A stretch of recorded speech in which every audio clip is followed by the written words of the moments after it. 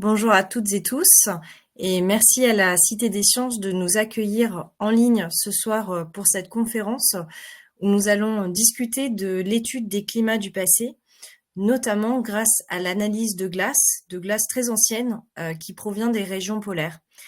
Nous parlerons également du projet européen de recherche Deep Ice qui s'intéresse à cette thématique et dont nous faisons toutes les quatre partie aujourd'hui.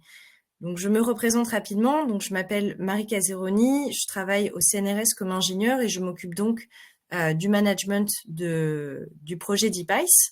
Et je vais animer cette table ronde ce soir avec comme intervenants 3 scientifiques qui font partie du projet Deep Ice et qui vont également se présenter à leur tour. Donc, on peut commencer avec Amaëlle Landé. Oui, bonjour. Donc, je suis Amaëlle Landé. Je travaille au laboratoire des sciences du climat et de l'environnement. Je suis chercheur. Je travaille sur les carottes de glace, plutôt les carottes de glace polaires. Et dans le cadre de cette conférence, du coup, je coordonne avec Émilie Capron, qui est aussi chercheure au CNRS mais à Grenoble, le projet Deep Ice, qui est un projet de formation de 15 étudiants en thèse. C'est un projet européen, donc avec des collaborations dans différents pays européens. Il y a 10 partenaires. Merci. Merci. Oui, bonjour. Moi, je m'appelle donc Inès Olivier. Je suis doctorante à l'Université de Bergen en Norvège et donc je fais partie des 15 étudiants du projet Deep Ice et je travaille sur les interactions neige-atmosphère en Antarctique. Bonjour, je m'appelle Romilly, je viens de Royaume-Uni, donc je suis désolée. Je suis doctorante en dernière année au LSE et je travaille avec Amaëlle. J'étudie la transformation de la neige en glace sur la calotte glaciaire de l'Antarctique. Oui, et j'ai eu la chance d'aller en Antarctique l'année dernière, donc je vais discuter plus tard. Merci beaucoup, merci à vous trois pour cette présentation. Donc aujourd'hui, nous allons parler des climats anciens, des climats du passé. Donc comme vous le savez peut-être, le climat sur Terre a connu de nombreux changements et de nombreuses variations. Et l'époque dont nous allons discuter aujourd'hui est finalement relativement récente à l'histoire de l'échelle de la Terre, puisque nous allons parler des derniers 2,6 millions d'années, donc qu'on appelle également le Quaternaire. C'est une époque, on va le voir, qui est marquée par une alternance au niveau du climat entre des périodes froides, des périodes glaciaires, qu'on appelle aussi âge de glace, et des périodes plus chaudes, qu'on appelle les périodes interglaciaires. Donc, vous en doutez sans doute, aujourd'hui, nous sommes dans une période interglaciaire, pas dans une période glaciaire, qui s'appelle l'Holocène et qui a démarré il y a un peu plus de 11 000 ans. Donc, à travers cette conférence, nous allons voir comment les scientifiques arrivent à reconstruire l'histoire de l'évolution du climat, notamment par l'analyse de la glace. Il faut savoir que les scientifiques s'intéressent au climat et au fonctionnement du climat depuis très longtemps. Et on peut par exemple évoquer le fait qu'au XVIIIe ou au XIXe siècle, plusieurs scientifiques s'interrogent par exemple sur la présence de gros rochers, qu'on appelle aussi des blocs erratiques, donc qui sont des gros rochers isolés, qui sont situés dans des endroits sans lien apparent avec leur environnement. Et plusieurs scientifiques feront l'hypothèse que la présence de ces rochers pourrait être liée à une présence passée d'une calotte de glace, donc d'un important manteau de glace qui aurait couvert une partie de l'Europe. Donc ce soir, avec nos intervenantes, nous allons justement voir en quoi et comment l'étude de la glace permet d'avoir des informations sur le climat et d'expliquer les variations du climat dans le passé. Nous verrons aussi ce que l'étude des climats passés peut apporter comme connaissance et comme compréhension au regard du contexte actuel de réchauffement climatique et en quoi cela peut être utile également pour étudier les évolutions futures du climat et faire des projections de trajectoire climatique. Donc, pour démarrer cette discussion, je vais me tourner vers Amaëlle et vous demander si vous pourriez nous donner un peu plus d'informations et de caractéristiques quant à cette période du climat sur laquelle vous travaillez, donc les 2 derniers millions d'années. Qu'est-ce qui explique justement ces variations entre des périodes glaciaires et des périodes interglaciaires? Oui, avec joie. Alors, donc, si on regarde un petit peu dans le passé, effectivement, comme tu l'as dit, Marie, il y a eu des alternances entre des périodes glaciaires. Donc, vous voyez l'image sur la gauche, qui était caractérisée par des grosses calottes de glace qui couvraient les régions continentales de l'hémisphère nord, donc l'Amérique du Nord, et puis le nord de l'Eurasie. Et puisqu'on avait ces énormes calottes de glace de plus de 3 km d'épaisseur sur le nord de l'hémisphère nord, eh bien, il y avait moins d'eau dans les océans et on avait un niveau des océans qui était plus bas de 120 mètres par rapport à l'actuel. Et donc, au cours des derniers millions d'années, on a eu ces alternances entre ces périodes glaciaires, la dernière ayant terminé il y a environ 20 000 ans, et des périodes interglaciaires comme aujourd'hui, qu'on représente sur la figure de droite.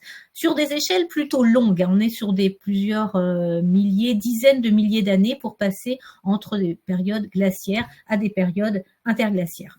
Alors, on a ce changement de calotte de glace, on a ce changement de niveau de l'océan, on a des changements de température. Donc, globalement, la température était environ 5 degrés plus basse à l'échelle du globe pendant la dernière période glaciaire par rapport à la période pré-industrielle. Et on a des changements importants aussi sur la répartition de la végétation. Donc, sur cette figure, si vous regardez un peu ce qui se passe en Europe, par exemple, vous voyez qu'actuellement, on est sur des couleurs vertes, on est plutôt sur des forêts, en fait, avant de les couper.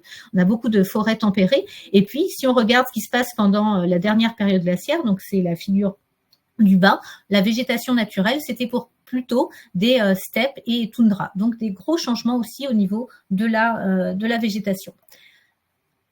Là, vous avez un peu les échelles de temps qui sont représentatives de cette succession de périodes glaciaires interglaciaires, donc les périodes glaciaires plutôt entourées en bleu sur l'échelle de temps entre moins 800 000 ans et aujourd'hui, et puis en rouge, les périodes interglaciaires, vous voyez, qui sont moins longues que les périodes glaciaires, avec aussi des températures qui ont parfois pu excéder les températures qu'on connaît actuellement. Alors, qu'est-ce qui explique ces successions de périodes glaciaires à interglaciaires sur les derniers millions d'années? Eh bien, un paramètre très important à prendre en compte, c'est ce qu'on appelle les paramètres orbitaux. En fait, c'est les variations de la position et de l'inclinaison de la Terre par rapport au Soleil au cours du temps. Donc, vous savez que la Terre tourne autour du Soleil, ça fait une trajectoire elliptique, et par rapport à ce plan de la trajectoire elliptique, les axes, l'axe de rotation de la Terre, donc pôle nord, pôle sud, est en fait incliné d'une vingtaine de degrés. Et cette inclinaison, qui est l'obliquité de l'axe de rotation, varie avec le temps. Donc, en fait, ce qui se passe, c'est que même si la quantité d'énergie qu'on reçoit sur Terre depuis le Soleil ne varie pas tellement au cours du temps, eh bien, le fait qu'on va être plus ou moins incliné au pôle Nord par rapport au Soleil fait que la répartition de l'énergie qu'on va recevoir sur Terre en fonction des latitudes et en fonction des saisons va varier. Et ces variations vont entraîner des successions entre périodes glaciaires et interglaciaires. Alors ça, c'est une cause. Et on a aussi après plein de rétroactions dans le système Terre qui font qu'on va pouvoir aussi passer d'une période glaciaire à interglaciaire.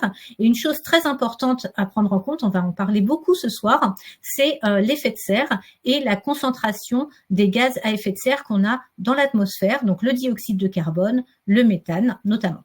Donc là, vous avez un petit schéma simple de l'effet de serre. Donc l'effet de serre, c'est un peu comme une couverture qu'on a autour de la Terre qui va garder en fait la chaleur autour de la Terre. Et plus on va avoir de gaz à effet de serre, de dioxyde de carbone ou de méthane, plus on va garder la chaleur autour de la Terre et donc on va pouvoir se réchauffer. Et au cours du passé, on le verra tout à l'heure, eh bien les concentrations de gaz à effet de serre, même en période préanthropique, donc sans l'influence humaine, ont varié.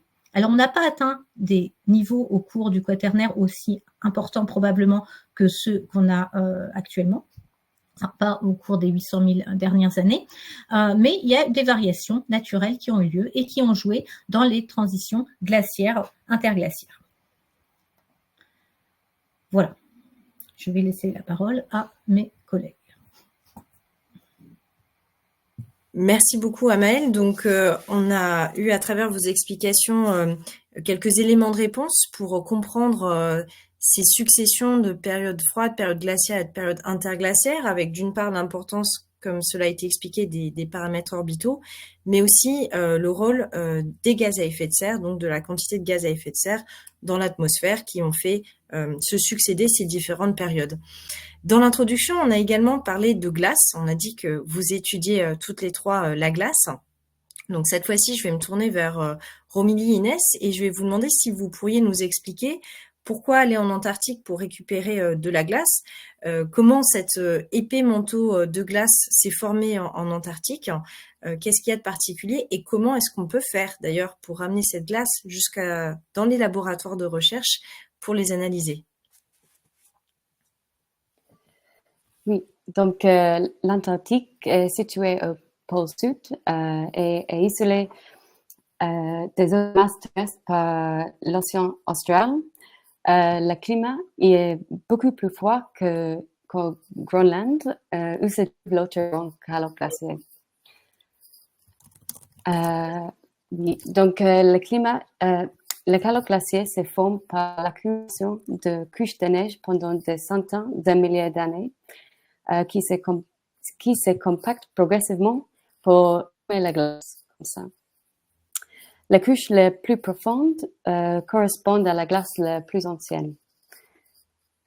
Oui, donc, dans certains cas, on peut même voir les couches de neige associées aux différentes saisons. Ces couches sont de plus en plus comprimées au fur et à mesure que la neige s'accumule, mais les régions intérieures des calottes glaciaires polaires ont une épaisseur de plus de 3000 mètres, soit l'équivalent de 10 tours Eiffel empliées les unes sur les autres.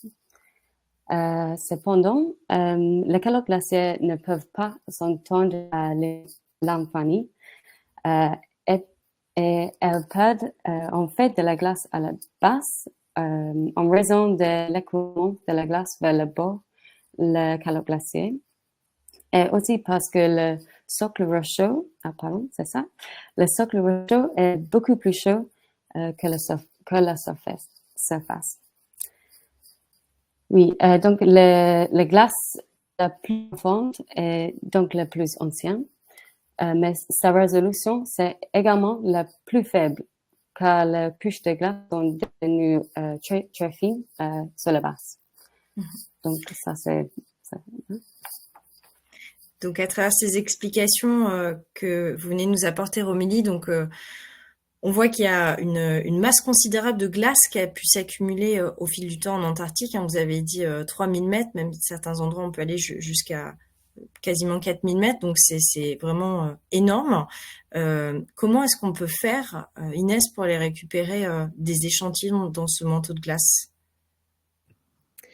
Oui, donc déjà, une carotte de glace, c'est un cylindre de glace, en fait, d'environ 10 cm de diamètre. Et donc, on va chercher au fur et à mesure dans la calotte antarctique, dans le cas d'Antarctique, mais aussi du Groenland. Et donc, on va récolter cette glace avec ce qu'on appelle un carottier. Là, vous avez une image sur l'image de droite. Et on récupère des sections d'1 mètre à 3 mètres, dépendant du carottier. Et donc, on va chercher petit à petit, on va forer petit à petit dans la calotte antarctique ou du Groenland pour récupérer ce long cylindre de glace qui fait en fait en longueur l'épaisseur de la carotte de glace. Voilà, donc le processus de forage, en fait, il commence avec le choix du lieu de forage. Et donc là, sur cette image, vous avez l'exemple de la carotte la plus vieille qui a été forée dans les années 2000 et qui a été forée donc au milieu de l'Antarctique, et donc qui commence à la surface et puis qui fait jusqu'à 3 km de longueur. Donc on récupère ce long cylindre de glace et c'est ce qu'on appelle la carotte de glace.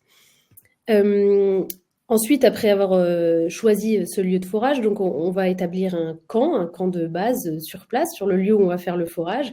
Donc là, vous avez une photo exemple de quoi, enfin, à quoi un camp de forage peut ressembler. Donc, il y a plusieurs tentes de vie pour les gens qui vont venir forer la carotte de glace, mais aussi toute une partie plus logistique de véhicules et puis la tente où le forage lui-même a lieu. Ensuite, donc une fois que tout le camp est établi, on commence à forer. Donc là, vous avez 2 photos. Sur celle de gauche, on voit le carottier qui va faire une bascule et qui va aller et descendre dans le trou de forage qu'on voit sur l'image de droite et qui va aller chercher petit à petit cette glace donc de plus en plus profonde en récupérant section par section d'1 mètre à 3 mètres. Et donc le carottier remonte avec ce morceau de glace qui vient de l'intérieur du continent antarctique ou du Groenland. Et là, vous avez une image donc de la carotte qui ressort. Donc on récupère ces cylindres-là de glace. Ensuite, qu'on stocke sur place, puis qu'on conditionne, donc on les prépare et on les met en caisse pour préparer le retour des échantillons et de ces cylindres de glace vers l'Europe. Et ça, c'est un processus qui prend aussi du temps, puisque si on fait un forage au milieu de l'Antarctique, il faut ramener ces échantillons vers la côte, donc on les met sur des tracteurs, enfin sur des traîneaux qui sont tirés par des tracteurs, qui sont emmenés ensuite à la côte. Puis les échantillons sont chargés dans des containers qui sont réfrigérés, qui sont mis sur des bateaux, et puis après le bateau rentre en Europe. Et donc tout ce processus du choix de l'endroit de forage jusqu'à avoir les échantillons dans les laboratoires, c'est le processus qui prend jusqu'à plusieurs années pour récupérer cette glace précieuse. Oui, on voit à travers ces photos et puis vos explications que c'est une logistique qui est vraiment considérable, qui, je l'imagine, demande beaucoup de temps d'investissement et d'efforts sur la préparation. Et une fois qu'on est sur place, donc je crois que Romilly, vous avez eu l'occasion justement d'aller sur le camp de forage qu'on a vu en photo tout à l'heure, donc le camp de Little Domsey, où il y a un nouveau forage qui a actuellement lieu, qui s'appelle Beyond Epica. Est-ce que lorsque vous étiez sur place, vous avez eu affaire à des challenges, à des difficultés particulières? On peut imaginer que les conditions, de toute façon, de base, sont pas les plus faciles. Oui, c'est vrai. C'est qu'il est important que la glace reste à des températures proches de moins 50 degrés pour maintenir la bonne qualité. Donc, lorsque nous traitons la glace, il est difficile de maintenir cette température, mais nous essayons tout de même de traiter la glace à moins de 20 degrés. Pardon. Mais en tout cas, il est physiquement difficile de travailler dans ces conditions toute la journée. De plus, la carotte de glace est très fragile. Il faut donc prendre des précautions lors de le traitement. Par exemple, nous ne pouvons porter que des gants fins comme ça ici. Ainsi, les mains deviennent très froides comme toucher la glace. Ça c'est une difficulté.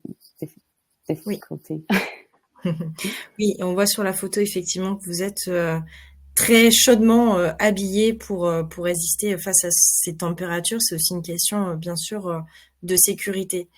Donc, on a parlé d'aller chercher de la glace en profondeur. On a expliqué que la glace en profondeur, c'est une glace qui peut être très ancienne, mais il faut savoir que les scientifiques s'intéressent aussi à ce qui se passe à la surface. Et donc, en Antarctique, ils étudient aussi la surface, donc la neige, pour comprendre un petit peu les processus qui s'y déroulent.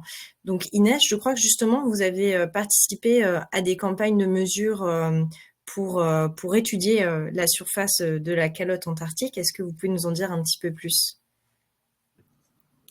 Oui, alors en fait, on s'intéresse vraiment aussi, au-delà de la carotte de glace, au processus qui se passe à la surface. Donc en fait, on s'y intéresse parce qu'on essaye de comprendre la formation de la glace, mais aussi de comprendre les processus qui affectent la formation de la glace et ce que la glace ensuite va contenir. Et donc, ces études-là à la surface de l'Antarctique ou du Groenland, c'est très important pour pouvoir mieux interpréter et mieux comprendre ensuite ce qu'on mesure dans la glace. Donc, pour cela, on va sur le terrain, à la surface, donc dans le cas de ces photos-ci de l'Antarctique, et on y installe des instruments qui vont mesurer la composition de l'atmosphère. On cherche aussi à comprendre les conditions météorologiques. Donc, on installe des stations météorologiques qui vont mesurer la température, le vent, l'humidité. Voilà, toujours pour comprendre comment la neige, finalement, devient de la glace, enfin, tous les processus qui se passent à la surface. Et puis, on va aussi collecter des échantillons de neige pour étudier à nouveau sa composition chimique et aussi en molécules d'eau. Voilà, donc ça, c'est des mesures qui sont faites sur le long terme et des échantillons qui sont collectés plusieurs fois par semaine, tout au long de l'année et sur plusieurs années pour vraiment comprendre la formation de la carotte de glace à la surface de la calotte glaciaire. Oui, donc on voit bien qu'il y a à la fois des importants moyens qui sont mis pour l'étude justement de cette neige en surface, mais aussi pour aller chercher donc la glace la plus ancienne et pouvoir étudier l'ensemble de ces mécanismes pour faire le lien entre la neige et la glace, ces différentes étapes de transformation. Est-ce que du coup, une question pour toutes les trois, vous pourriez nous en dire un peu plus sur le lien en fait entre l'étude de la glace et l'étude du climat? Comment, à partir de cette glace qui provient de l'Antarctique, vous arrivez à obtenir des informations sur le climat? Quel type d'informations on peut avoir et pourquoi est-ce que cette glace qui est forée en Antarctique vous intéresse autant?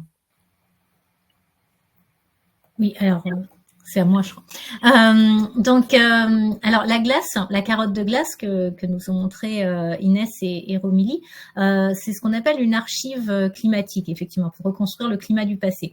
Et avant de revenir aux carottes de glace, en fait, on peut citer beaucoup d'autres archives climatiques qui peuvent être utilisées, qui sont rassemblées sur ce document.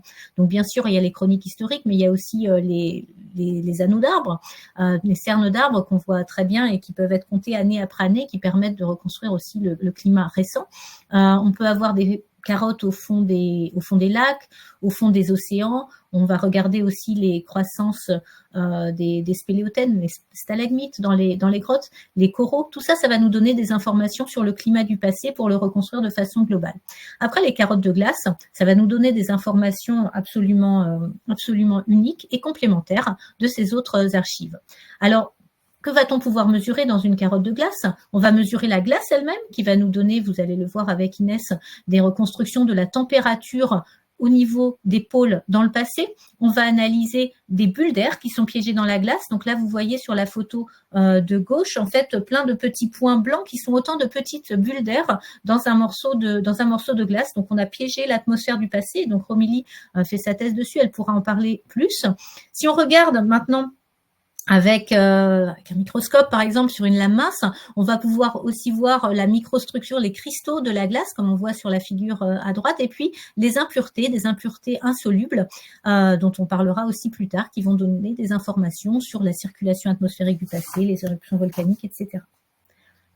Voilà. Donc, en fait, on va faire toutes ces analyses sur une carotte de glace et c'est pour ça qu'une fois qu'on a récupéré la carotte de glace, eh bien, il va falloir la découper en plein de petites sections. Et c'est pour ça que Romélie a passé beaucoup de temps, en fait, aussi avec sa scie au niveau en Antarctique pour pouvoir faire les différentes analyses, les analyses des bulles d'air piégées dans la glace, le gaz, les analyses de chimie pour les impuretés, les analyses d'isotopes de l'eau dont nous parlait aussi Inès, et puis les analyses pour les propriétés physiques ou la microstructure dont je vous ai parlé. Je crois qu'après, c'est Inès. Oui, donc la glace elle-même, elle est formée de molécules d'eau qui existent sous différentes formes de manière naturelle dans toutes les eaux sur Terre. Et donc, il y a des molécules qui sont plus lourdes et des molécules qui sont plus légères. Et donc, la glace qui est formée par ces molécules d'eau, quand on s'intéresse au ratio entre les molécules légères et les molécules lourdes, ça va nous donner des informations sur les températures au site de forage dans le passé. Et cela, on peut le faire parce qu'il existe une relation directe entre la température locale au site de forage de la carotte de glace et le ratio entre les molécules lourdes et les molécules légères dans la glace elle-même, donc les mesures qu'on fait dans la glace. Ça, c'est ce qu'on appelle le thermomètre isotopique, parce que ces différentes molécules d'eau sont appelées les isotopes de l'eau. Et donc, cette relation directe entre isotope et température, on va l'utiliser dans une carotte de glace ou avec une carotte de glace pour reconstruire les températures locales dans dans le passé. Et donc, puisqu'il n'existe pas de reconstruction directe des températures dans le passé, on utilise les isotopes comme proxy ou comme moyen dérivé de reconstruire cette température locale dans le passé.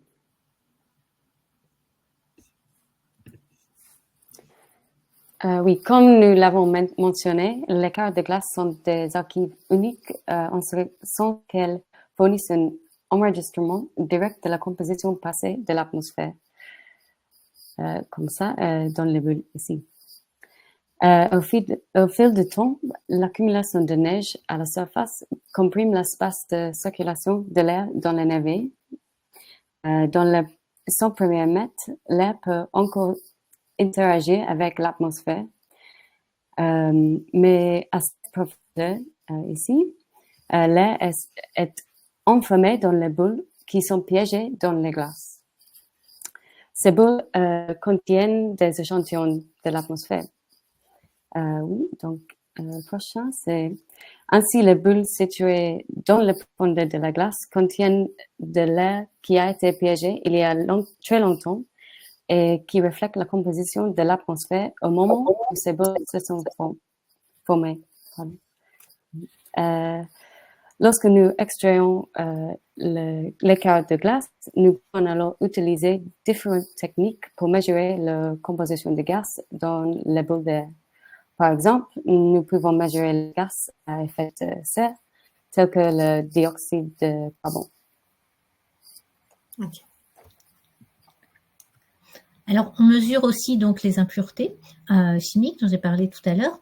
Et là, vous pouvez voir sur la photo en haut à droite une couche un peu sombre qui est en fait la trace d'une éruption volcanique passée. Donc, quand on a une grosse éruption volcanique, on va émettre beaucoup de choses dans l'atmosphère et notamment donc des petites particules qui vont retomber ensuite sur Terre et qui retombent aussi sur la glace. Et donc, on va enregistrer ces couches de cendres des éruptions volcaniques dans les carottes de glace. Alors, toutes les éruptions volcaniques ne sont pas aussi identifiables, aussi facilement, de façon visible. On va pouvoir en reconstruire beaucoup plus en regardant la concentration de sulfate dans la glace. Et à partir vraiment de ces concentrations de sulfate, on va avoir toute une chronique des éruptions volcaniques passées dans les carottes de glace. On va pouvoir faire la même chose avec d'autres espèces. On va pouvoir mesurer par exemple le sodium, le calcium, la poussière, qui vont nous donner des informations sur les étendues de glace de mer du passé, sur l'érosion dans le passé et le transport le transport atmosphérique. Voilà. Oui. Les carottes glaciaires nous permettent de comparer la concentration de CO2 mesurée dans les carottes glaciaires aux données d'observation des 75 dernières années. Ce chevauchement a également permis aux scientifiques d'observer que la concentration de CO2 est aujourd'hui beaucoup plus élevée qu'elle ne l'a été au cours de 800 000 dernières années. Et voici donc l'observation. Ah, merci Marie. Ouais. Oui, et alors, pour terminer sur cette séquence-là, ce qui est vraiment unique en fait par rapport aux autres archives sur les carottes de glace, enfin, ouais, qui est quand même assez unique, c'est qu'on arrive à avoir une précision temporelle vraiment très fine. On est capable de compter les années sur une carotte de glace en remontant très loin dans le temps jusqu'à 60 ou 100 000 ans avant aujourd'hui. Donc, comme on peut le faire sur les anneaux d'arbres, où on va compter les cernes un par un. Sur une carotte de glace, on va pouvoir être capable aussi de compter les années une par une en remontant assez loin dans le temps. Alors, pas jusqu'à 800 000 ans, mais jusqu'à 60 ou 100 000 ans. Et ça, ça permet d'être extrêmement précis et de pouvoir décrire des événements climatiques qui ont eu lieu dans le passé à des échelles de temps très, très fines. Et une chose qu'on a vue dans les carottes de glace, donc ce graphe est peut-être un peu compliqué entre le Groenland et l'Antarctique, mais en haut, vous voyez en fait les variations de température qu'on a pu extraire à partir d'une carotte de glace du Groenland, et vous voyez en fait qu'on a des variations extrêmement abruptes. Et ces événements-là, qui montrent des déstabilisations vraiment très rapides du climat dans le passé, ce sont des événements qui sont associés à des changements de température de l'ordre de 10 à 15 degrés en 10 à 50 ans au Groenland. Donc des choses vraiment extrêmes qui montrent que le climat dans le passé a pu vraiment, et pourra dans le futur aussi malheureusement, être bouleversé très, très rapidement.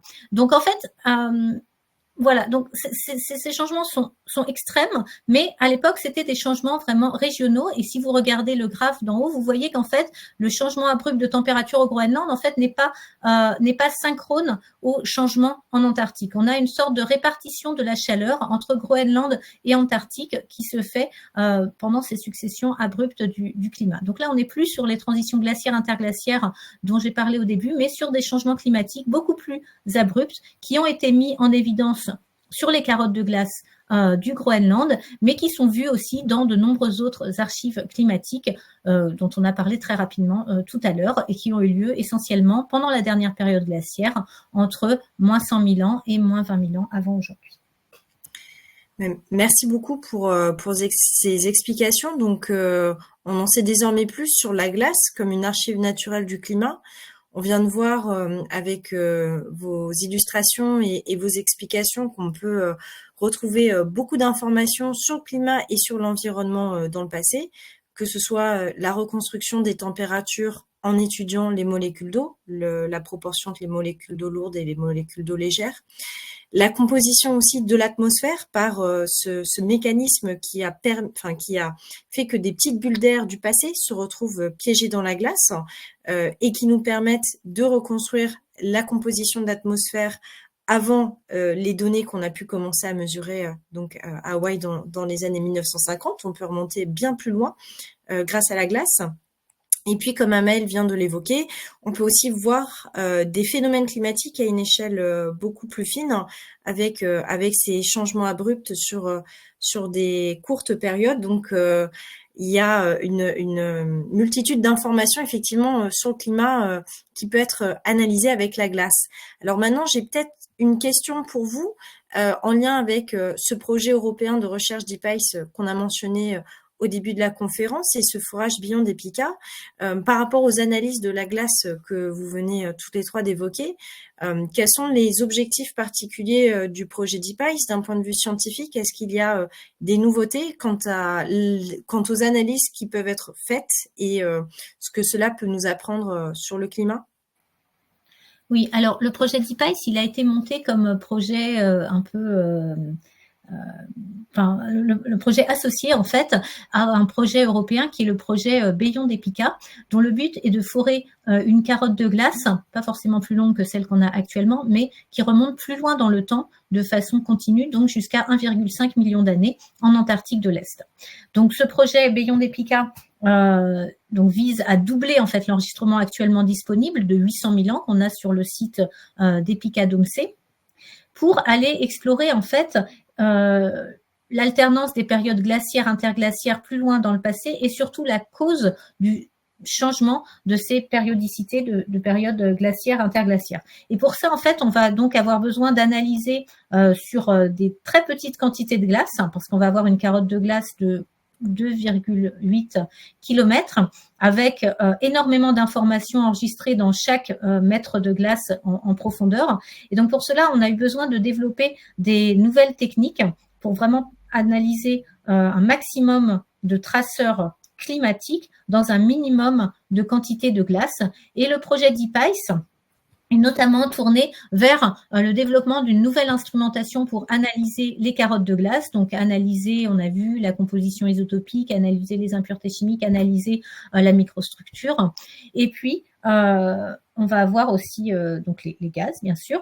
On va avoir aussi dans ce projet d'IPAIS, donc de formation d'étudiants, mais aussi de projets scientifiques, des études de caractérisation du site, puisque donc le projet Beyond Epica, le but c'est d'aller forer, enfin c'est en cours, une carotte de glace au milieu de l'Antarctique de l'Est, mais pour pouvoir interpréter au mieux ces données, comme l'a déjà dit Inès tout à l'heure, on a besoin vraiment de caractériser ce qui se passe en surface de la calotte de glace avant de forer ou en parallèle au forage. Ça, c'est vraiment le cœur du travail de Inès et de Romélie. Et puis, il y a toute une partie dans le projet d'IPAIS qui met aussi en œuvre des méthodes scientifiques associées comme la modélisation du climat sur des longues échelles de temps, donc la modélisation du climat passé jusqu'à 1,5 million d'années avant aujourd'hui, et puis la modélisation de l'écoulement de la glace, puisque comme l'a montré tout à l'heure Romélie, la glace s'écoule de façon continuellement et cet écoulement va être différent en fonction des conditions climatiques. Donc, tous ces outils-là, l'instrumentation, la caractérisation du site de surface et puis la modélisation font partie intégrante du projet DeepIce et c'est vraiment sur ces outils que sont formés les différents étudiants. Oui, le projet DeepIce, c'est aussi donc une collaboration européenne entre différents laboratoires européens. Et ça permet aussi de mettre en commun des savoirs et de l'expertise scientifique qui est différente dans les différents laboratoires. Il y a beaucoup d'échanges aussi entre les étudiants et les chercheurs du projet. Et puis, une collaboration aussi étroite avec des fabricants d'instruments et puis des instruments qui sont développés dans les différents laboratoires. Et donc, c'est vraiment un projet aussi de mise en commun du savoir et des outils des instruments à aller mettre sur le terrain, mais aussi, comme l'a dit Amel, des outils d'interprétation et de modélisation numérique.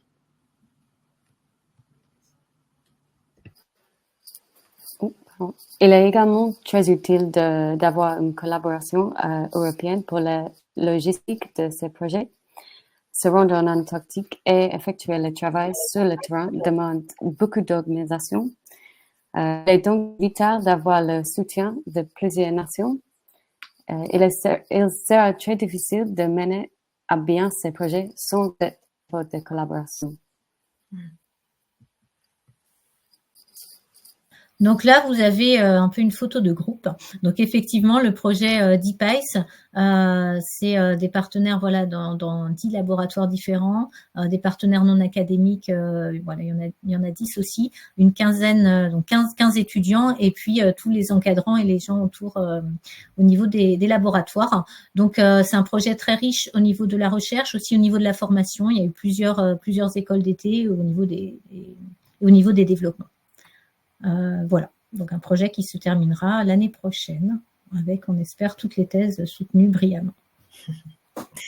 Merci beaucoup pour cette présentation du projet DeepIce, donc qui vise à former cette nouvelle génération de jeunes chercheurs qui soient en mesure d'étudier ces nouveaux échantillons de glace qui sont en train d'être forés en Antarctique. On l'a vu avec des nouveaux instruments, des nouveaux modèles qui sont en train d'être développés avec cet enjeu aussi, vous l'avez dit, comme la glace très ancienne est finalement très comprimée, les échantillons sont limités, donc cet enjeu de faire la meilleure utilisation possible de ces échantillons très précieux, donc on imagine aussi le challenge scientifique et technique que ça peut représenter. Mais Beyond Epica, ça n'est pas le premier forage de carottes de glace. Il y en a eu d'autres dans le passé, donc au Groenland et en Antarctique. Donc j'aimerais vous demander si vous pourriez nous faire un petit résumé des découvertes scientifiques qui ont pu être faites jusqu'à présent grâce à l'étude justement de précédentes carottes de glace qui ont été forées dans ces régions-là et ce que ça a pu nous apprendre sur le climat. Oui, alors donc les forages de glace ont démarré après la Seconde Guerre mondiale, donc dans les années 50, au niveau du Groenland, sur une base militaire, la base de Camp Suntory, avec un forage déjà qui a atteint plus d'un kilomètre de profondeur, 1,3 km. Et puis ça a enchaîné ensuite avec un forage dans ce qu'on appelle la partie antarctique de l'Ouest, où il y a la petite péninsule qui va vers la Patagonie, sur le forage de Byrd. Donc c'est avec de fortes logistiques américaines. Donc il y a eu ensuite différents forages. Donc vous voyez plein de petits points là au Groenland et en Antarctique. Un forage assez connu, c'est le forage de Vostok, qui est donc sur la partie antarctique de l'Est.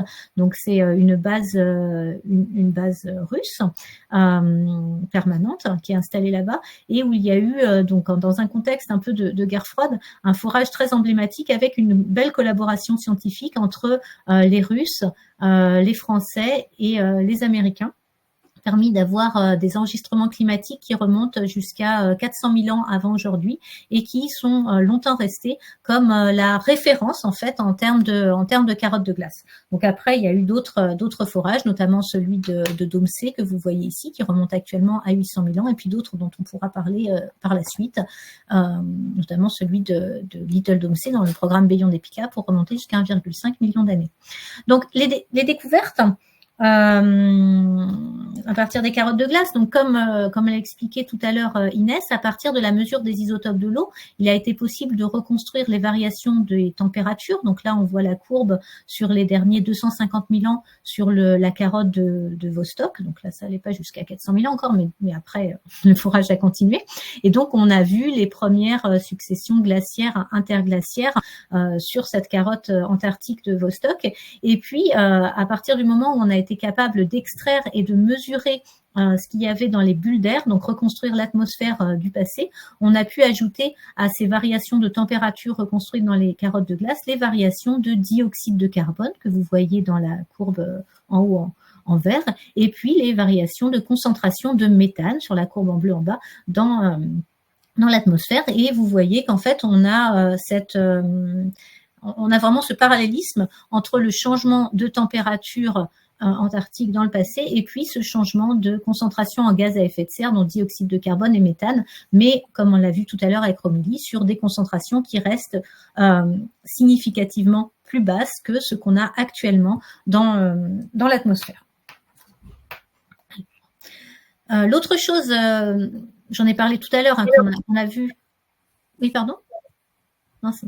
Qu'on a vu dans les carottes de glace, et cette fois-ci c'est plutôt au Groenland, c'est le fait qu'on a ces variations très importantes de température dans des temps très courts. Donc là, on n'est plus dans les transitions glaciaires interglaciaires, mais on est sur des échelles vraiment de quelques dizaines d'années où on va avoir des augmentations de plus de 10 degrés au Groenland, et puis une variabilité un peu plus lente, mais associée en fait en Antarctique, comme on le voit sur cette figure. Donc vraiment là, on voit que on commence à lever un peu les questions du mécanisme climatique à partir de l'étude des carottes de glace. Alors maintenant, le nouveau défi, puisque là on a reconstruit jusqu'à 800 000 ans d'archives climatiques, donc de succession de périodes glaciaires, interglaciaires et de concentration en gaz à effet de serre, c'est de remonter plus loin dans le temps, donc au-delà du dernier million d'années, puisque si vous regardez la figure que vous avez ici, en fait, on a une diminution lente en fait de la température et puis un changement en fait dans l'alternance des cycles glaciaires interglaciaires au cours des derniers millions d'années. Et là, la question se pose du pourquoi. Pourquoi est-ce qu'on va avoir des transitions glaciaires interglaciaires qui étaient différentes avant 1 million d'années avant aujourd'hui par rapport à ce qu'on a actuellement, alors que le forçage orbital, donc cette trajectoire de la Terre autour du Soleil ou son inclinaison, n'a pas vraiment changé.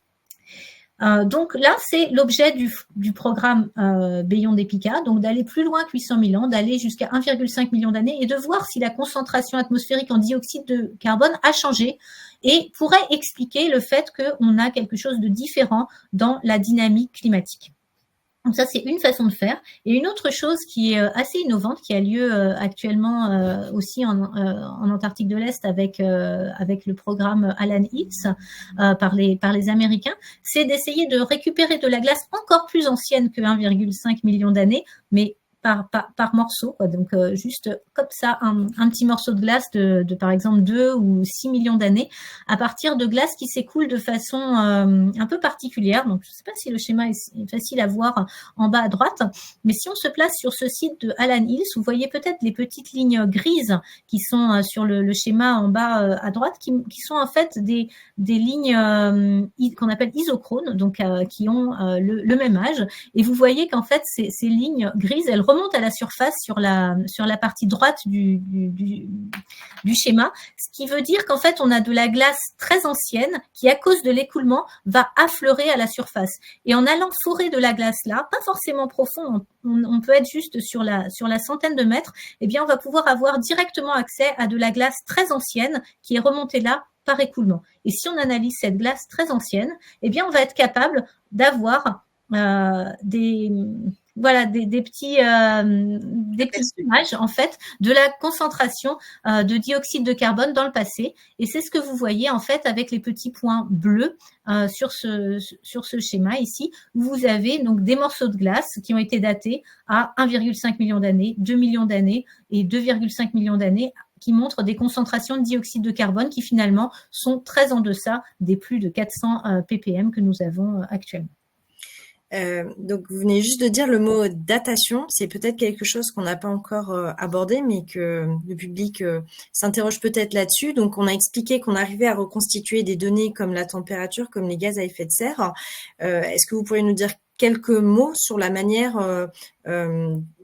avec laquelle on peut justement attribuer une date, un âge à ces données, à la glace, aux bulles d'air? Certes, ça, je peux, oui, ça peut être très long. Donc voilà, j'avais mentionné tout à l'heure le fait qu'on pouvait compter les couches de glace en fait jusqu'à environ 100 000 ans. Donc ça, c'est bien, on peut le faire. Après, quand on est sur de la glace avec une stratigraphie plus compliquée, il va devenir plus difficile de dater la glace. Donc on va modéliser l'écoulement de la glace, ça va nous aider à dater la glace. On va faire des tas de mesures de traceurs dans les bulles d'air, dans la glace elle-même, pour essayer de dater la glace. Alors, je ne vais pas aller dans les détails parce que ça peut être très long. On va mettre tout. Voilà, on a plein de traceurs qu'on va développer, des traceurs qui peuvent être des traceurs, des traceurs radioactifs comme le carbone 14, mais on va pas trouver de carbone 14 tellement dans nos carottes de glace, mais on va utiliser par exemple le krypton 81 qui va aussi avoir une demi-vie plus importante que le carbone 14. On va être plutôt sur une demi-vie de plusieurs centaines de milliers d'années. Et donc voilà, en faisant des mesures dans les bulles d'air, on va pouvoir attribuer un âge à ces bulles d'air. Ok. Donc, on comprend que c'est par une combinaison de différentes méthodes d'analyse à la fois au niveau de la glace et des bulles d'air qu'on va réussir à reconstruire la chronologie de ces échantillons de glace, voilà, que vous analysez. C'est un domaine en soi. de dater la glace. Mais voilà, j'ai vu quelques questions passer sur ce sujet. Il m'a paru important mais tout à fait, d'aborder ce point-là. Et donc, en introduction de la conférence, j'évoquais aussi le fait que ces travaux de recherche sur les climats du passé sont aussi très utiles à la communauté de chercheurs qui travaillent sur la modélisation du climat, notamment pour prédire les évolutions du climat dans le futur. Est-ce que vous pourriez nous dire quelques mots sur ces liens en fait entre le passé, le présent et le futur du point de vue du climat et l'apport de ces glaces que vous analysez en ce sens? Oui. Donc Romélie en a déjà parlé. Donc voilà, on essaye d'utiliser donc nos données du passé pour essayer de voir si on peut essayer de mieux prédire ce qui se passe actuellement et ce qui va se passer dans le futur. Alors a priori c'est pas forcément évident parce qu'on voit sur ce graphe que le niveau de dioxyde de carbone dans l'atmosphère actuellement il est beaucoup plus élevé que celui qu'on a connu au cours des 800 000 dernières années. Il n'empêche que si on arrive à comprendre quand même comment une déglaciation s'est faite, quels sont les mécanismes de rétroaction entre le changement climatique, le changement de dioxyde de carbone dans l'atmosphère, les changements d'évolution des calottes de glace, si on comprend ça, si on comprend à quelle vitesse, par exemple, une calotte de glace a pu disparaître dans le passé, eh bien, ça va nous aider à savoir ce qui nous attend dans le futur. Donc là, de même, je montre sur cette figure que si on remonte suffisamment loin dans le passé, on peut aussi espérer retrouver des périodes avec des concentrations en dioxyde de carbone qui étaient comparables à celles qu'on a actuellement. Et donc, aller plus loin dans le passé peut nous aider à mieux comprendre un peu ce qui se passe actuellement. Et puis, voilà. Donc, ça, c'est juste un schéma qui est pris du rapport du GIEC qui montre que donc le rapport actuel, le dernier rapport du GIEC, en fait, a essayé d'intégrer pour la première fois, en fait, des contraintes issues du paléoclimat pour essayer d'affiner, en fait, les prévisions pour le futur. Donc, on a vu un peu que dans le passé, on a eu ces périodes interglaciaires qui pouvaient être aussi chaudes, plus chaudes que l'actuel. On peut les utiliser comme autant de sortes de bancs d'essai pour les modèles de climat, pour voir si ces modèles de climat qui sont utilisés pour prédire le climat futur sont capables de reproduire ces périodes interglaciaires passées, s'ils sont capables de reproduire le climat, la végétation qu'on avait à cette époque-là, la variabilité climatique. Et puis, on peut bien sûr utiliser ces longs enregistrements, comme je l'ai dit, pour regarder aussi la dynamique des calottes de glace. On peut se poser la question, mais voilà, si notre trajectoire de réchauffement climatique continue ainsi, à quelle vitesse les calottes de glace du Groenland et de l'Antarctique vont disparaître? C'est pas une question facile, à laquelle, enfin, c'est une question difficile. On ne sait pas encore vraiment y répondre, et c'est en regardant dans le passé, notamment les carottes de glace, qu'on va pouvoir avoir une idée de la vitesse à laquelle les calottes ont pu évoluer dans le passé en lien avec les changements de température et les changements de concentration en gaz à effet de serre. Et puis, il y a aussi toujours l'idée du point de bascule. Donc, on a vu que dans le passé, on avait eu des événements un peu extrêmes en quelques dizaines d'années qui montrent que le climat peut basculer d'un mode à l'autre de façon très rapide, et c'est uniquement en comprenant ce qui s'est passé dans le passé, comment les choses se sont enchaînées entre les variations de Groenland, les autres latitudes, qu'on va pouvoir essayer de mieux prédire si ces tels points de bascule sont possibles dans le futur, en observant bien sûr ce qui est en train de se passer actuellement. Voilà. Oui, merci beaucoup pour ces précisions donc sur comment l'étude des climats du passé sert aujourd'hui à modéliser le climat futur et à nous aider à faire des prédictions les plus précises possibles. Je vais maintenant m'adresser à Inès et Romélie. Maintenant qu'on a dressé ce large panorama de toute la recherche qui peut être réalisée donc sur les carottes de glace et sur l'étude du climat à partir des carottes, est-ce que vous pourriez chacune nous dire quelques mots plus précisément sur votre sujet thèse et comment vous, à travers votre thèse, vous contribuez justement à l'ensemble de ces recherches? Oui, alors moi j'évoquais tout à l'heure l'importance de comprendre ce qui se passe à la surface d'une calotte glaciaire, donc pour comprendre comment une carotte de glace se forme et comment on interprète ensuite ce qu'on mesure dans une carotte de glace. Donc moi, dans ma thèse, je m'intéresse justement au processus ou aux phénomènes qui se passent à la surface de l'Antarctique et aux échanges des molécules d'eau, donc des isotopes de l'eau, entre l'atmosphère et la neige, pour comprendre mieux comment les isotopes de l'eau sont enregistrés dans la neige et donc plus tard dans la glace, et mieux comprendre cette relation qui existe entre la température locale en Antarctique et la quantité d'isotopes ou le ratio des isotopes de l'eau qu'on trouve dans la neige. Et donc voilà, l'objectif aussi plus global, c'est de mieux pouvoir interpréter les isotopes de l'eau dans une carotte de glace et reconstruire les températures plus finement dans le passé. Pour moi, je m'intéresse à la zone de transition entre la neige et la glace dans les 100 premiers mètres de calotte glaciaire.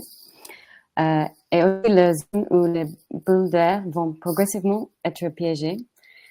Donc ici, j'étudie les différents mécanismes qui ont lieu pour mieux interpréter ensuite les données et aussi pour les dater correctement. Donc c'est pour moi. Merci.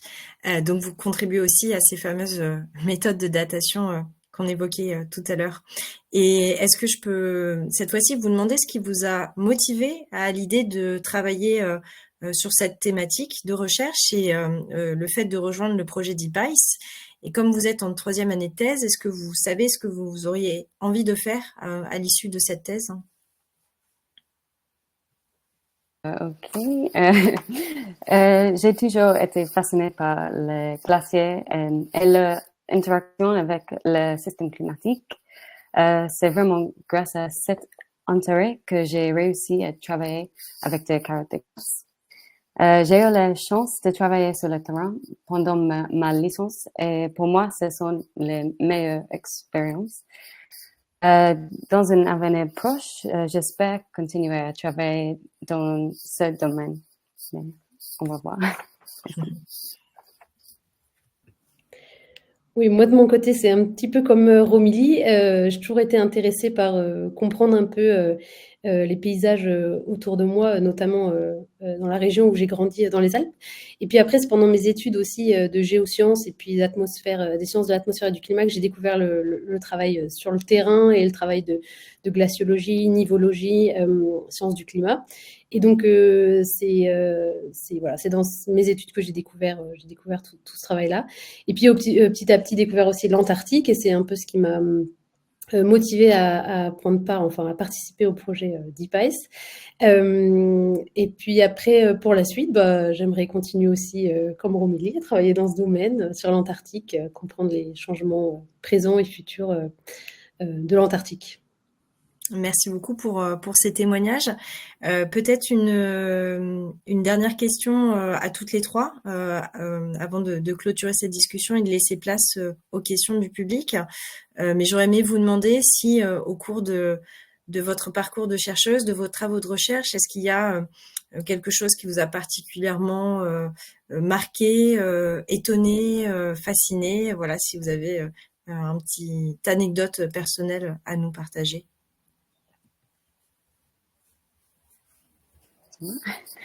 Je crois que la dynamique de groupe est très importante lorsque l'on travaille sur le terrain. Cela peut être un défi car nous n'étions que 13 personnes à vivre ensemble pendant près de 3 mois. Donc, il est très important d'avoir une bonne ambiance au sein de l'équipe. Donc, pour moi, le moment le plus fort a été de se retrouver autour d'une pizza à la fin de chaque semaine dans le terrain, pardon, après avoir travaillé 2 dans le bois. Donc, pour moi, ça, c'est une bonne expérience. Ouais, alors moi j'ai eu la chance avant de commencer ma thèse dans le projet Deep Ice de partir 1 an en Antarctique pour travailler comme technicienne de recherche. Donc j'étais là-bas pour maintenir des instruments, prélever des échantillons pendant 1 an. Et donc j'ai vécu la nuit polaire en Antarctique et vraiment c'était une expérience incroyable et qui a beaucoup marqué mon parcours puis qui m'aide aussi maintenant dans mon travail de recherche actuel pendant ma thèse. C'était, comme Romy l'a dit aussi, c'est une expérience qui était hyper forte et aussi partagée avec 11 autres personnes pendant 1 an sur place. Donc voilà, c'est quelque chose, c'est une année qui a beaucoup marqué mon parcours de recherche et encore actuellement dans ma recherche actuelle.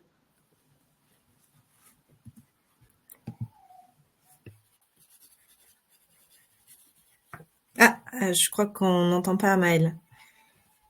Oui. Alors, moi, j'ai moins de jolies photos. Moi, ce qui m'a beaucoup plu aussi, c'est tout ce qui est le travail de recherche, en fait, lui-même. Donc, pendant ma thèse, j'avais travaillé un peu essayer un peu de dater, en fait, ce qui se passe dans la partie la plus profonde des carottes de glace du Groenland, pour savoir, en fait, quand est-ce que la calotte s'était construite, quand est-ce qu'elle avait pu disparaître, peut-être. Voilà, en sachant que la dernière période interglaciaire, il y a un peu plus de 120 000 ans avant aujourd'hui, était plus chaude que l'actuelle au Groenland. Donc à chaque fois, en fait, j'ai analysé pour les dater les fonds de carottes du Groenland, et à chaque fois, c'était un peu émouvant d'avoir cette glace plus ou moins ancienne entre les mains, et puis de faire les mesures pour dater cette glace. Et après, vraiment, bah voilà, on a une date, on apprend des choses vraiment sur la science, et à chaque fois cette curiosité. Donc on a cet échantillon très précieux, la curiosité de savoir, ben voilà, qu'est-ce qu'on va mesurer, qu'est-ce qu'on va obtenir, qu'est-ce qu'on va apprendre, et de suivre ça d'un forage à l'autre. Et en fait, cette quête, elle est toujours en cours. Et voilà, c'est des choses qui me passionnent, continuent à me passionner. Voilà. Ben, merci beaucoup pour vos témoignages et puis pour toutes ces explications que vous nous avez apportées donc sur l'étude des climats du passé grâce à la glace. Là, je m'adresse cette fois-ci au public. Si vous souhaitez en savoir plus sur ce domaine de recherche, donc l'étude des carottes de glace, à travers le projet Deep Ice, on vient de publier une série de courtes vidéos pédagogiques, donc des vidéos 3 minutes, qui sont disponibles sur notre chaîne YouTube. Donc, vous en avez 15. Elles sont en anglais, mais également avec des sous-titres en français. Donc, voilà, c'est des vidéos qu'on a produites avec l'objectif que ça puisse aussi utiliser par les enseignants, notamment au lycée, mais aussi le grand public qui souhaite en apprendre plus sur ce thème. Donc, je crois qu'on a maintenant un petit peu de temps pour répondre éventuellement aux questions du public. Je crois qu'il y en a eu pas mal. Alors tout d'abord, je voudrais juste reprendre les mots d'une personne au tout début du chat. Donc vraiment un grand merci, diaporama pédagogique et clair, un travail de vulgarisation super. Donc merci à vous. Donc et finir sur les anecdotes, c'était une belle idée. Donc il y a eu beaucoup de questions, un grand merci au public. Nous n'allons pas pouvoir toutes les poser parce que certaines de toute façon vous y avez répondu en suivant. Et donc on va essayer de répondre, enfin de vous les poser pour que vous puissiez répondre à toutes. Désolée encore pour celles qui auraient été un petit peu rognées, mais donc mon collègue va vous les poser tout de suite. Merci à vous. Bonjour, j'espère que vous m'entendez bien. Oui. Voilà, j'ai juste un petit problème de caméra. Alors, on va commencer par les premières questions. Alors, les premières questions, Cheryl, demandez si le fait de transporter ces cylindres de glace sur des longs trajets n'altère pas les analyses effectuées par la suite. Je vais répondre. Ok, alors effectivement, transporter des carottes de glace, c'est comme l'ont dit Inès et Romélie, c'est extrêmement compliqué si on ne veut pas effectivement affecter ce qu'on veut analyser par la suite. Donc, au début, sur les premiers forages dont j'ai parlé, quand j'étais même pas née, en fait, on ne faisait pas tellement attention à ça et la glace, elle était gardée gelée, mais sans plus. Et puis, au cours des années, on s'est aperçu que la glace, c'était beaucoup mieux de la garder à moins 50 degrés, et c'est ce que Romélie a dit. Sinon, on allait affecter, en fait, la composition de l'atmosphère qui est piégée dans la glace, dans les bulles d'air. Donc voilà, il faut qu'on prenne énormément de précautions sur la température, sur la façon de transporter aussi la glace. Donc la glace, en fait, il y a aussi toujours une zone un peu fragile de la glace, de la carotte de glace à un certain niveau de profondeur. Donc quand la glace sort de la calotte elle-même, en fait, on a une relaxation mécanique puisqu'on a moins de pression autour et ça peut la rendre plus fragile. Donc, quelquefois, on va aussi laisser la glace se reposer, juste, on la fore, on la laisse se reposer en Antarctique pendant 1 an et c'est seulement au bout d'1 an qu'on va la transporter et on la transporte à moins 50 degrés pour qu'on garde toutes les informations. Donc, je vous laisse imaginer, en fait, toute la complexité de la logistique pour assurer ce transport de ces archives extrêmement fragile et c'est pour ça que, vous voyez, on fait un forage à la fois et on se met à beaucoup de pays ensemble pour faire ça au mieux. Tout à l'heure aussi sur la photo qu'on a vue de l'échantillon de glace qui était découpé en plusieurs sections pour les différentes analyses, on a vu le mot archive. Donc ça, je crois que c'était aussi en lien avec des questions qui ont pu être posées. Est-ce que vous pouvez nous expliquer en fait ce que ça veut dire que ces morceaux de glace qu'on appelle les archives? Je crois qu'il y a un enjeu de garder de la glace en fait pour les générations futures quand on fait des forages. Oui, alors une archive déjà, oui. Donc à chaque fois que, voilà, sur le terrain, on va toujours garder une partie de la section de la carotte qu'on va garder sur le terrain, parce qu'en Antarctique, on est sûr que au moins pour les années à venir, ça va pas fondre. Comme ça, au moins, même s'il y a un problème au cours du transport, il en reste une partie de la carotte de glace déjà en Antarctique. Et effectivement, on essaye de garder cette archive le plus longtemps possible, donc des dizaines d'années après le forage, pour les générations futures. Donc effectivement, actuellement, par exemple, au laboratoire, on est encore en train d'analyser de la glace qui a été forée dans les années 80, 2000, etc. Parce qu'on a développé des nouvelles techniques d'analyse, des nouvelles techniques de datation de la glace. Donc c'est toujours bien de garder une archive pour les générations futures qui pourront sans doute faire un usage encore meilleur que celui qu'on fait actuellement de ces archives très, très précieuses. Alors, il y a d'autres questions. Donc, Julie, alors je vais mélanger plusieurs questions qui se recoupent. Julie et Bastien. Combien de temps dure une campagne de mesure? Alors là, on englobe tout dans la question. Temps du voyage, établissement du campement, temps de réalisation des carottages, temps de préparation, d'expédition, etc. Et au vu de la longue durée et de la logistique complexe nécessaire pour rapatrier les échantillons de glace jusqu'en métropole, a-t-il été envisagé de faire des analyses sur place? Je vais continuer. Alors, ça peut durer ça va durer effectivement longtemps. Donc, une chose qu'on n'a pas détaillée aujourd'hui, c'est qu'avant de faire le forage lui-même, on va pendant plusieurs années essayer de trouver l'endroit où le forage doit être fait. Parce que ça n'a pas été fait dans les premiers forages, où c'était plutôt des forages d'opportunité. Mais maintenant, on essaye, comme la logistique est compliquée, d'aller à un endroit où vraiment on va faire une carotte de glace parfaite. Donc, il y a tout un travail préparatoire qui peut prendre plusieurs années, où on va faire des survols radars, par exemple, où on va essayer de voir quel est l'endroit le plus approprié. Donc ensuite, effectivement, il va falloir construire le camp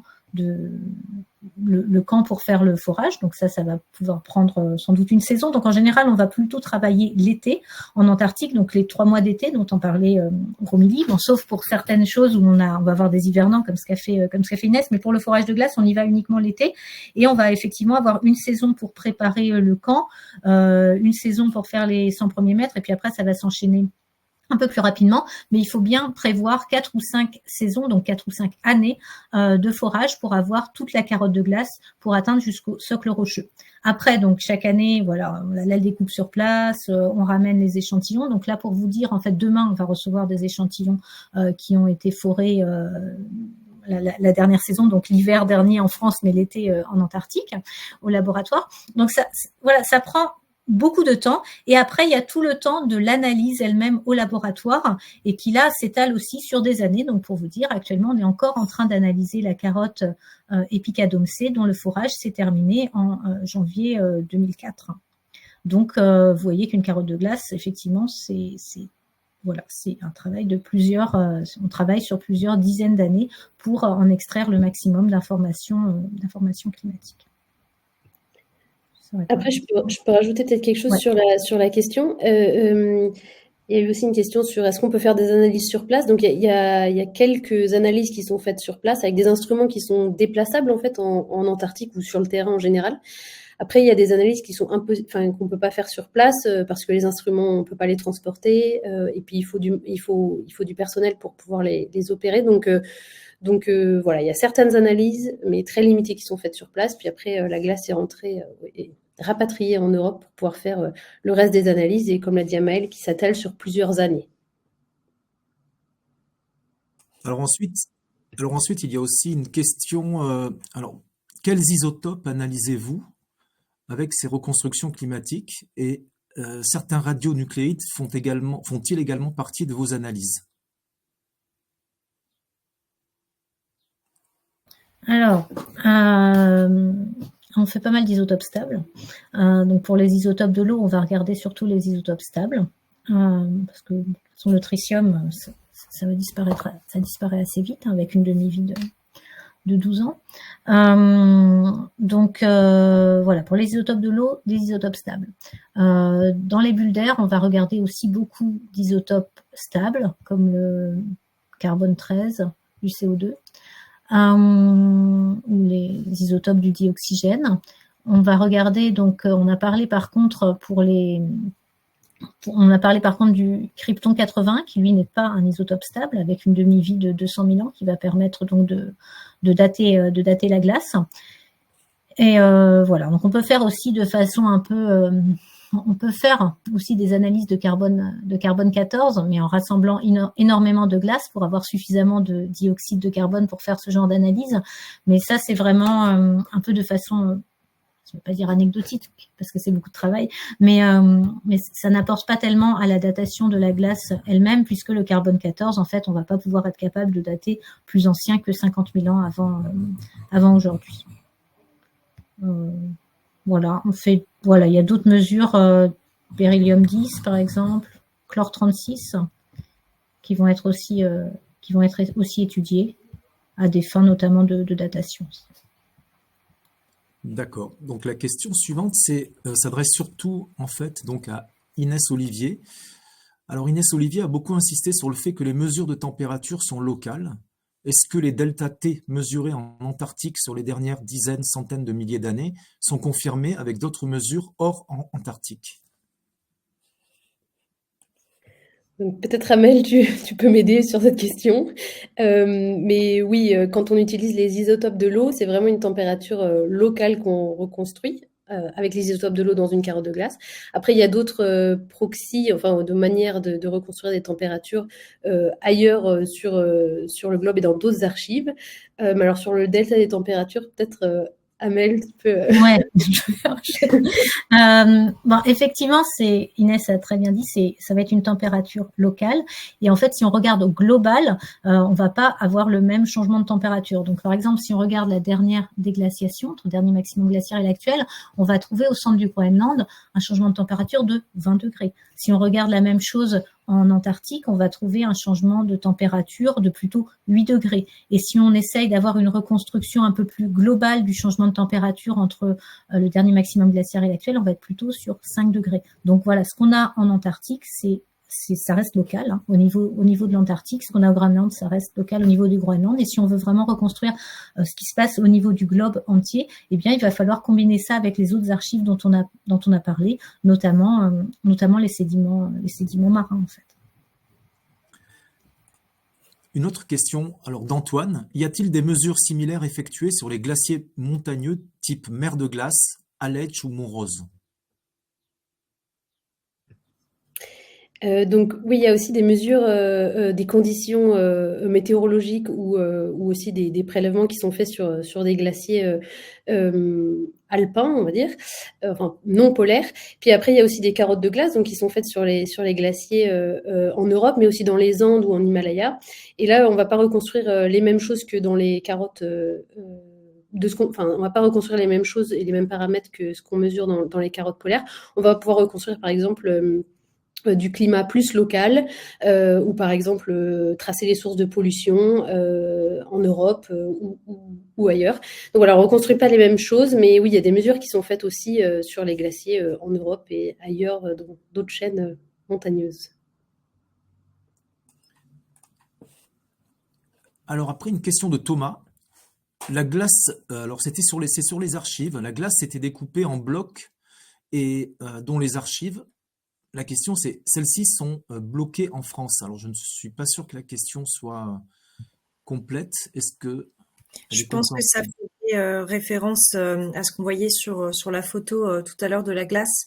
On voyait qu'il y avait différentes sections qui étaient découpées pour différentes analyses et ce qu'on a mentionné tout à l'heure. Donc il y a des sections qu'on appelle les archives, donc cette glace qu'on conserve et qu'on garde, comme l'expliquait Amel, pour différentes raisons. Donc ces archives restent plutôt en Antarctique. Ensuite, une fois que la glace est rapatriée en Europe, elle est donc nos échantillons, ils sont stockés dans des grands entrepôts frigorifiques mutualisés et ensuite chaque laboratoire va venir chercher ces petits échantillons pour faire ces analyses plus précises. La question suivante, donc de Brigitte, peut-on faire des analyses microbiologiques ou d'extraction génomique?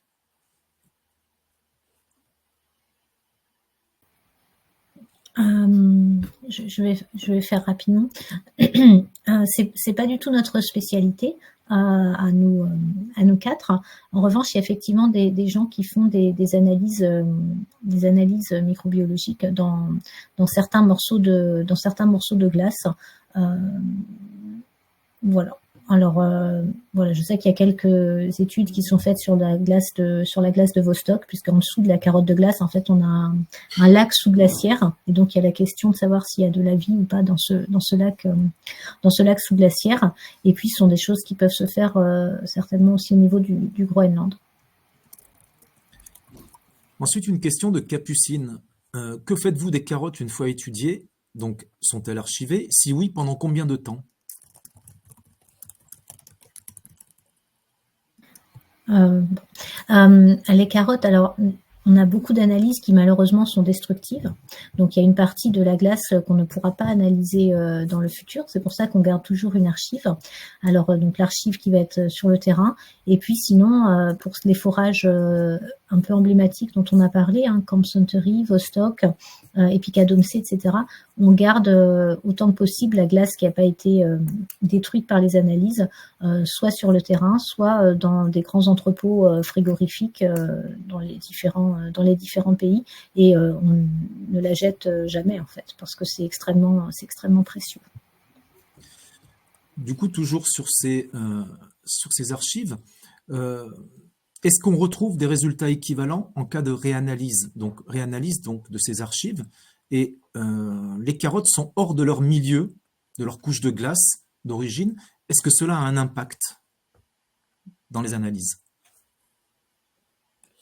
Je continue? Ouais.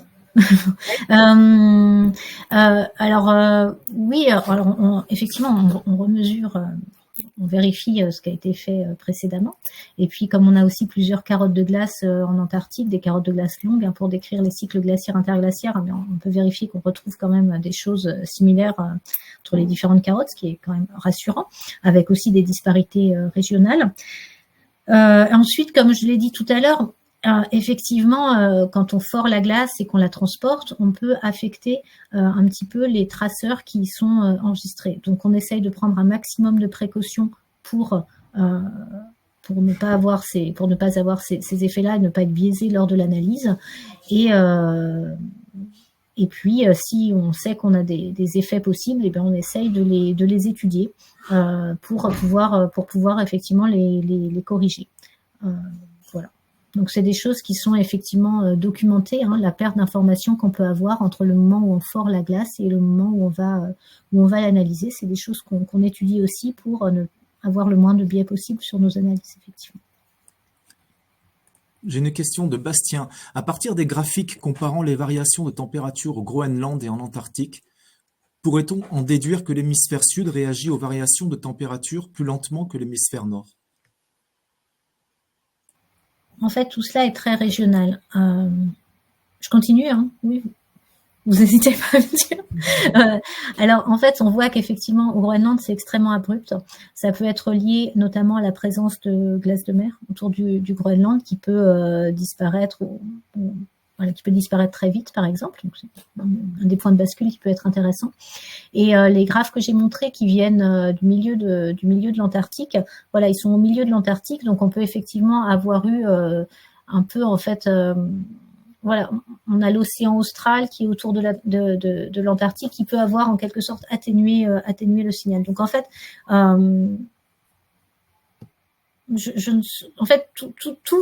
chaque région va répondre de façon différente. Certaines régions peuvent répondre de façon très rapide et d'autres régions, peut-être plus sous une influence océanique, par exemple, avec des réservoirs de chaleur dans l'océan, choses comme ça, vont réagir de façon plus lente. Et c'est tout l'intérêt, en fait, d'aller maintenant avec des modèles de climat, qui incluent les spécificités régionales pour voir si on est capable de reproduire justement cette dynamique différente en fonction des différentes régions pour aussi pouvoir prévoir ce qui va se passer dans le futur. Mais effectivement. Et donc là, on arrive à la fin des questions. Une dernière question de Cheryl. Est-ce que les analyses peuvent servir dans d'autres domaines, dans des domaines autres, que le climat?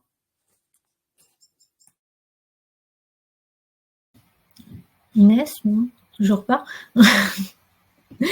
Oui, bien sûr, les analyses. Il y a beaucoup d'instruments que nous avons, et notamment des instruments qui vont être utilisés dans le cadre du projet DeepIce, qui sont pas à la base forcément des instruments qui sont dédiés à des analyses pour la reconstruction du climat passé. Il y a beaucoup d'instruments qui vont être là pour mesurer, par exemple, des éléments traces qui peuvent être utilisés pour des analyses de pollution, par exemple, des analyses environnementales. Je pense qu'Inès, elle pourrait parler aussi de différentes analyses qui sont faites sur les carottes de glace qui peuvent être utilisées vraiment en glaciologie, en suivi peut-être des avalanches, des choses comme ça, peut-être au niveau des Alpes. Il y a peut-être des choses qu'on retrouve comme ça, donc dans le suivi des risques. Donc effectivement, toutes les machines qu'on va utiliser, tous les instruments qu'on va utiliser sont pas du tout spécialement des instruments sur lesquels on peut faire que des analyses de carottes de glace. C'est beaucoup plus large donc beaucoup d'applications au niveau de l'environnement, mais ça peut aussi aller au-dessus et au-delà, et les différentes techniques qu'on peut développer ne se limitent pas à des applications environnementales, non plus. D'accord. Alors, en fait, il y avait quand même une autre question que j'avais oubliée. Combien de temps le projet Beyond Epica va-t-il durer y a-t-il une limite de temps et des rapports ou des comptes à rendre à un moment donné? Oh, il y a plein de comptes à rendre, mais Marie, peut-être tu... Non, tu veux pas nous dire quelques mots là-dessus? Ah, Oui, si. bien sûr. Donc, Beyond Epica, comme dit Paille, ce sont des projets qui sont financés par l'Union européenne. Donc, à partir de là, il y a forcément des attentes sur l'utilisation de ces fonds publics. Donc, on s'engage en fait sur un certain nombre de ce qu'on appelle des livrables, donc c'est-à-dire des rapports scientifiques et techniques pour montrer les connaissances qu'on a pu développer grâce au financement et au soutien sur ces projets-là. Donc tout ça, c'est scruté de très près et on est en lien étroit avec les services de la Commission européenne qui nous suivent et qui nous financent.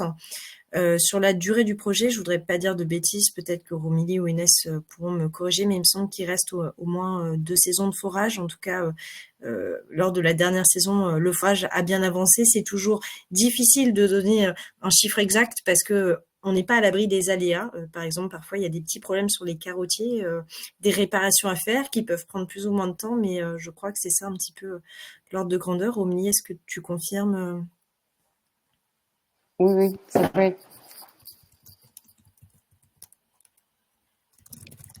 Oui, c'est bien. Idéalement l'année prochaine, mais sans doute l'année d'après. Donc encore sans doute 2 saisons ou 2 campagnes d'été sur le terrain avant d'avoir la carotte de glace entière et la glace la plus vieille qui est au niveau du socle rocheux. On espère la saison prochaine, mais on verra. Eh bien, merci pour les questions. Là, c'est terminé. Merci beaucoup pour vos réponses. Eh bien, merci à tout le monde. Merci au public de nous avoir écoutés.